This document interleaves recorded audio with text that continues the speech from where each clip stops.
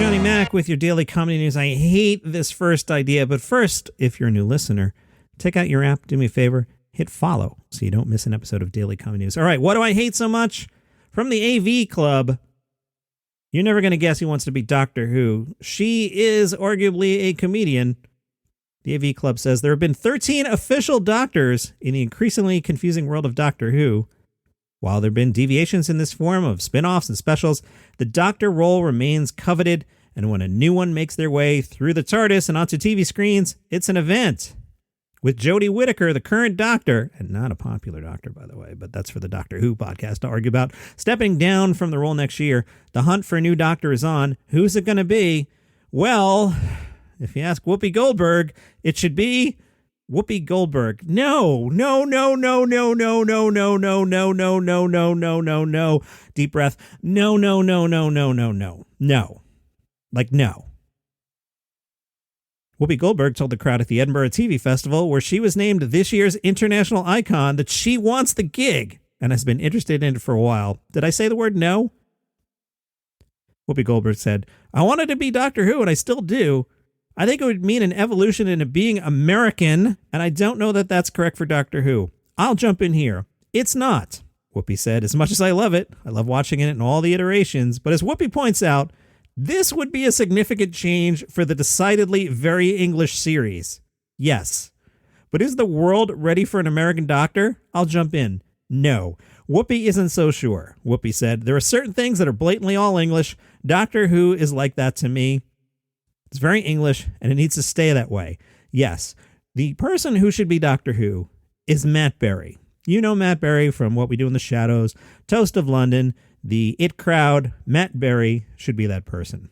I actually busted out in real life my Matt Berry impression the other day. My friend Sean found a memo from the 1990s in which a person who later in life would become both Sean's boss and my boss, but this guy had sent out a memo to thank everybody who had helped with a broadcast and referred to Sean as Sean, whose last name I did not catch. Sean sent me the memo. I immediately called him up and I was like, is this Sean, whose last name I did not catch? That's my Matt Berry impression for you. From fiercepharma.com, say it with me, your home for comedy news.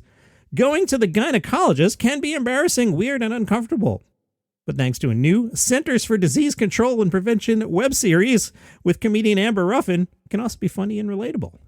The 6-video series, Under the Paper Gown, also stars Ruffin's sister Lacey and takes the pair on a journey from being unable to fathom how to put on the gown to the importance of family history and finding the right doctor. The latest episode features Ruffin considering herself an expert and confident enough to encourage her sister to ask everything she needs to know about her routine appointment. The 6 webisodes can be found on the CDC's YouTube page, which is where most people get their comedy. Comments include, this is hilarious. Another comment, great reminder. A third comment, I love that you're doing this. And a fourth comment, I'm making my appointment now.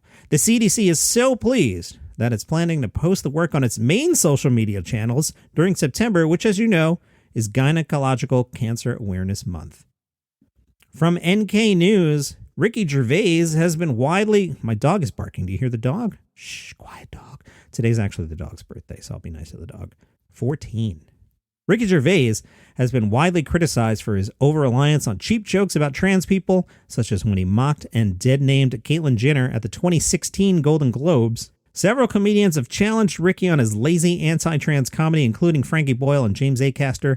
Now Nish Kumar has stepped into the ring. Fans recently shared an audio recording of Kumar laying into Ricky during a stand-up show. The star of BBC Two's The MASH Report pulled no punches. He slammed Gervais' routine as an effing piece of S before building up to the battle cry, F Ricky Gervais, F Ricky Gervais, which is kind of catchy. Say it with me.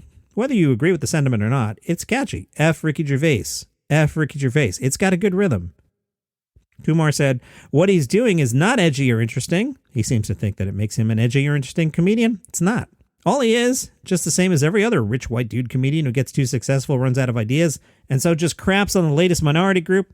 In the 1970s, that was my effing family. It's black and minority ethnic people. In the 80s, it was gay people. Trans people are just the latest to get it in the neck from comedians who can't be bothered to try their jobs anymore. I cannot stand there and watch another dog-esque comedian go, Ooh, if a woman can identify as a man, maybe I'll identify as a chair.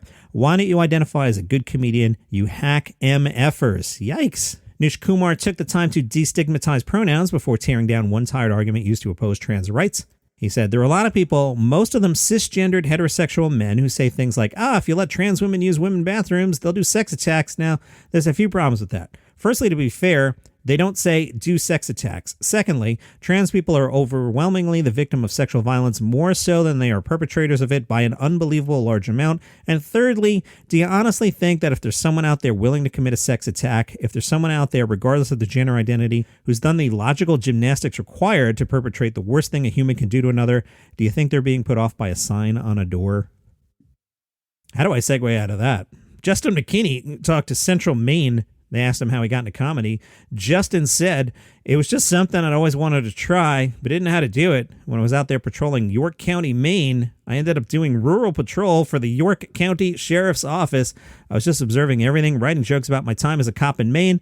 That's what led to my very first Tonight Show set with Jay Leno. It was all about being a cop in Maine. I know Justin. We worked together a little bit when I had Blue Collar Radio back at SiriusXM. He was part of the Blue Collar The Next Generation tour. That is a thing that actually happened that seems to have been erased from the internet. Bill Engvall hosted it. There were 4 comedians. Juston McKinney was one of Blue Collar The Next Generation. Justin talked about doing shows during the pandemic, saying, I've done my share of social distance, limited capacity shows where everyone in the audience had to wear a mask. I just did one, which is very difficult because when I'm doing jokes, especially ones about my wife, I can't tell if the women are laughing or if they're really upset with me because all I can see are their eyes. Today's Daily Comedy News is brought to you by Palace Intrigue. What's that? It's a daily podcast about the royal family. Let me quickly summarize. The Queen, everybody loves the Queen. Kate Middleton, everybody loves Kate. She's wonderful. William, yeah, he's cool. Harry and Meghan, don't bring up their name around the other people. Harry and Meghan rub people the wrong way. Anyway, I enjoy the gossip of it all. I compare it to season 19 of The Crown in real time. Like if The Crown, I know The Crown's going to wrap, but if they don't wrap, like season 17, 18, 19, the whole Oprah Winfrey thing, season 19 of The Crown is going to be amazing. So if you don't want to wait another 14 years until they finally make that, Palace Intrigue, wherever you get your podcasts.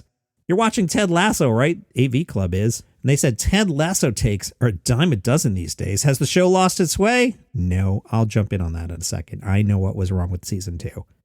Do we need a Christmas episode? Where's the conflict? Of course, while all those questions are answerable, one remains unanswered.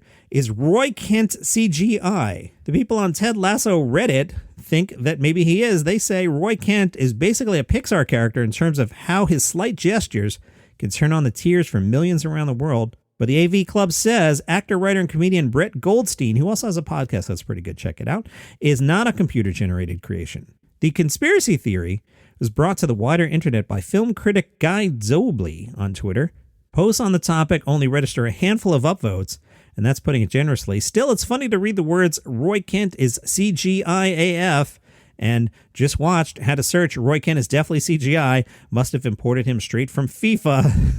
Another person adjusted their Apple TV settings because they thought Roy Kent was CGI. The AV Club says, what were they adjusting? The bitrate? The language? Some Redditors find this conversation comforting, saying they use it to confirm their sanity and potentially save their marriage. One wrote, my wife thought I was crazy until she Googled it and found this thread. Thank God for this thread. Another said, my husband doesn't see it. I felt like I was going crazy.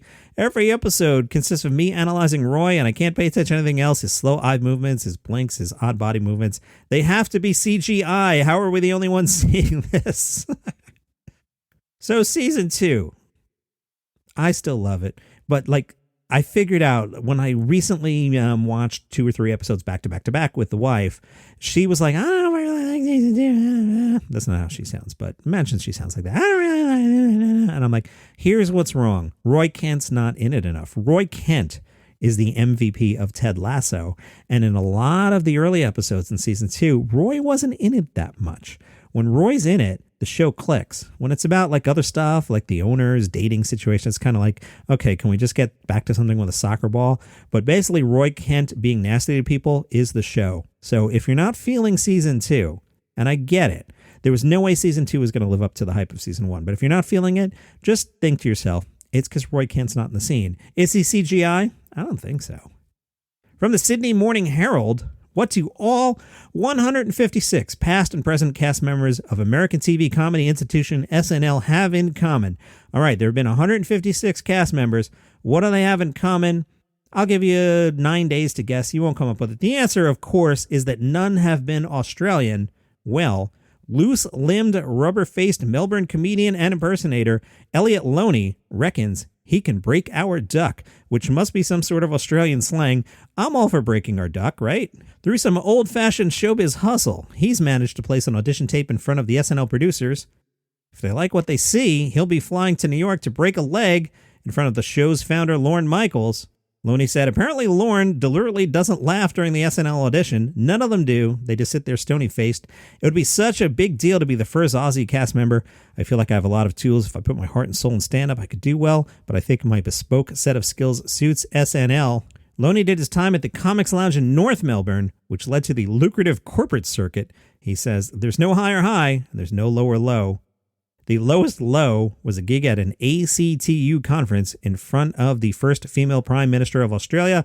It was about a 4,000 person room in Etihad Stadium, and I had to come in and do 10 minutes. I came out as Tony Abbott wielding this little fighter jet, and all I heard was cutlery and Julia Gillard staring daggers at me. Australian references.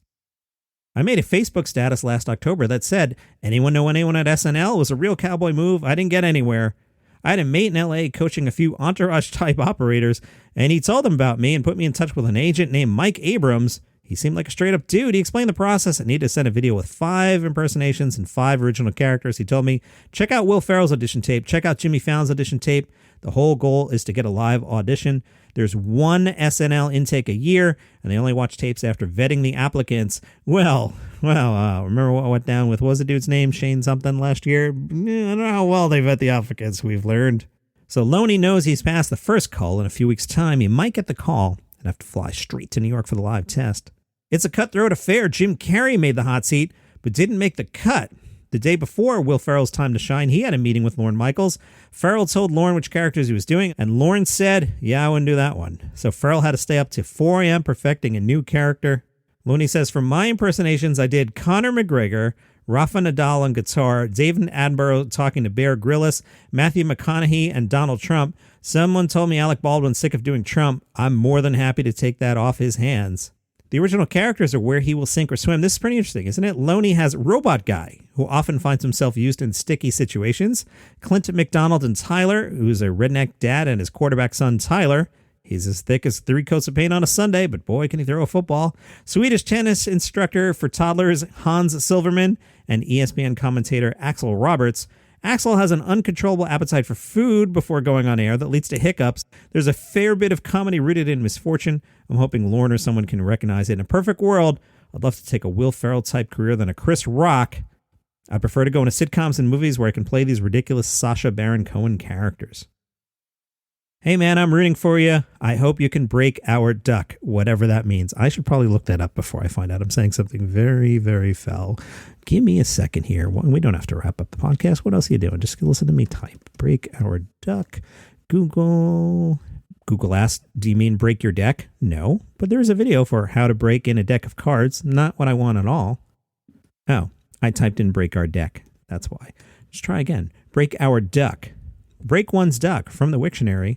Break one's duck is a verb. It means to score one's first run in an innings in cricket. It's also a British idiom for to do something for the first time. I see. All right. Well, if you want to break your duck, you can go to buymeacoffee.com/dailycometnews. Break your duck for the first time. That's redundant, right? I said the same thing twice. Anyway, buymeacoffee.com/dailycometnews. $5 in a tip jar. I'll get one of these Starbucks caramel salt things that I'm addicted to now, and they're so expensive, so I need your money. buymeacoffee.com/dailycometnews. Follow this show on Spotify, Apple Podcasts, Google Podcasts, wherever you get your shows. Break your duck. See you tomorrow.